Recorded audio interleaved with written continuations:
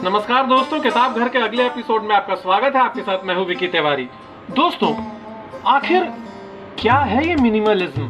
आज की वीडियो के माध्यम से हम ये जानने की कोशिश करेंगे कि ये मिनिमलिज्म होता क्या है। ये जो आर्टिकल आज मैं आपके सामने प्रस्तुत करने जा रहा हूँ, ये मुझे व्हाट्सएप पर प्राप्त हुआ था और जब मैंने इस आर्टिकल को पढ़ा तो मुझे लगा कि ये जो बात इसमें कही गई है, ये सब आप सबके सामने आना चाहिए। तो चलिए शुरू करते हैं कि आखिर क्या है ये मिनिमलिज्म। लेकिन उससे पहले मैं आपको ये जरूर कहना चाहूंगा दोस्तों कि अगर आप इस चैनल पर नए हैं और पहली बार आए हैं तो सबसे पहले हमें सब्सक्राइब करके बेल आइकन जरूर दबाएं, जिससे हमारे आगे आने वाले हर वीडियो का नोटिफिकेशन सबसे पहले आपको मिले। जापान में लोकप्रिय हो रहा है मिनिमलिज्म, न्यूनतमवाद। थोड़ा है, ज्यादा की जरूरत नहीं के सिद्धांत पर चल रहा है जापान। बड़े घर, बड़ी गाड़ियां, बड़ी जमीनों को तिलांजलि दे रहे हैं। सीमित कपड़े, न्यूनतम सामान की नई राह पकड़ी है यहाँ के लोगों ने, और दावा किया जा रहा है कि वे पहले से अधिक खुश हैं। दिखावटी साजो सामान वे नापसंद करने लगे हैं।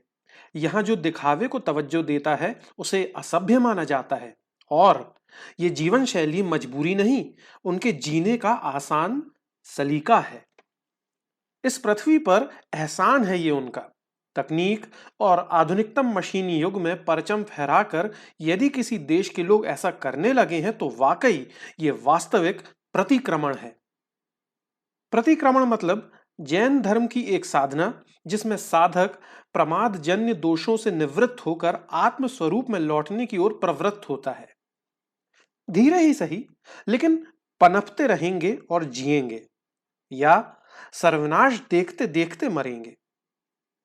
इन दो विकल्पों में से यदि एक को चुनना पड़े तो मानव जाति पहला ही चुनेगी।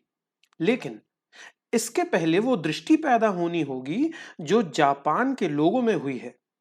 अभी हमने इस ओर सोचना शुरू भी नहीं किया है। किसी भी देश के विकास के मापदंड जब तक इकोनॉमिक ग्रोथ और जीडीपी के आंकड़े रहेंगे, तब तक इस धरती को बचाने की योजनाएं और कवायदें सिर्फ और सिर्फ भ्रम फैलाने वाले झूठ ही रहेंगे। कौन ऐसी कंपनी होगी जो अपने टारगेट्स का रिवर्स गियर लगाएगी? जो कंपनी आज 1 लाख स्कूटर या 30,000 कारें बना रही है, उसके अगले वर्ष के टारगेट 10% या उससे भी अधिक होंगे। उत्पादन चाहे कोई भी हो, सेल्स टारगेट बढ़ते ही जाएंगे, और उपभोग भी। उपभोग अधिक से अधिक होगा, तभी इन कंपनियों की ग्रोथ और देश की जीडीपी बढ़ती रहेगी।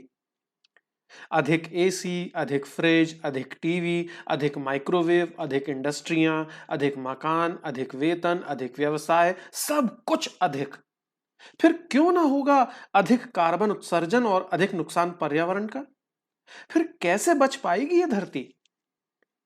क्या व्यक्तिगत रूप से हम अपने उपभोग को कम करने को तैयार, ईमानदार और गंभीर हैं, जैसा जापान ने किया है? छोटी छोटी चीजों को लेकर ही हम जागरूक नहीं हैं। हमारे घरों, कार्यालयों में बेमतलब लाइट, पंखे, एसी चलते रहते हैं।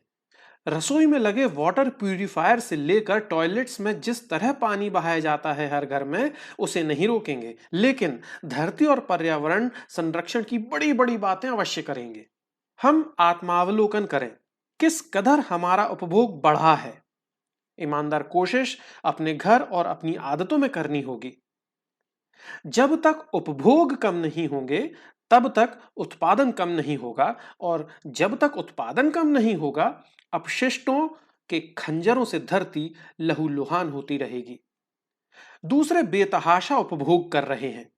केवल मेरे अकेले के कटौती करने से क्या होगा कि सोच से ऊपर उठना होगा। जब तक इसे जीने का तरीका और सलीका नहीं बनाएंगे, तब तक आगे की पीढ़ी न्यूनतमवाद की आवश्यकता को नहीं समझ पाएगी। शुरुआत स्वयं से और अपने घर से करेंगे, तब शायद एक पीढ़ी बाद इसके कुछ सुखद परिणाम सामने आ सकेंगे। धरती बची रहेगी तो ही रहेगा हमारा अस्तित्व। इस देश की परंपरा ने जीवन जीने का विकसित दृष्टिकोण दिया, संतोष को परम सुख का कारक बताया। जो है उसमें संतुष्ट रहने के तरीके सुझाए। धरती को माता कहा, पानी और पेड़ों की पूजा की, लेकिन जीवन के इन आधारभूत तत्वों को कमाई और आधुनिकता के नाम पर अब नेस्ते नाबूद किया जा रहा है। पश्चिम की नकल करते करते हम बेहद लालची और भोगी बन गए। उन्होंने हमारी पुरातन राह में सार माना और उसे जीवन शैली बनाने के लिए कमर कसी। और हमारी आंखें अभी भी बंद हैं। और की जो चाह है, ये इस धरती के जीवन का ही सर्वनाश कर दे। इससे पहले आंखें खुल जाएं तो बेहतर है। दोस्तों, हमारा आज का ये वीडियो आपको कैसा लगा हमें कमेंट करके जरूर बताइएगा। इसके साथ ही हमें लाइक कीजिए, सब्सक्राइब कीजिए, शेयर कीजिए और हाँ, बेल आइकन दबाना ना भूलें, जिससे हमारे आगे आने वाले हर वीडियो का नोटिफिकेशन सबसे पहले आपको मिले। हम अपने अगले एपिसोड के साथ जल्द ही हाजिर होते हैं। तब तक के लिए नमस्कार।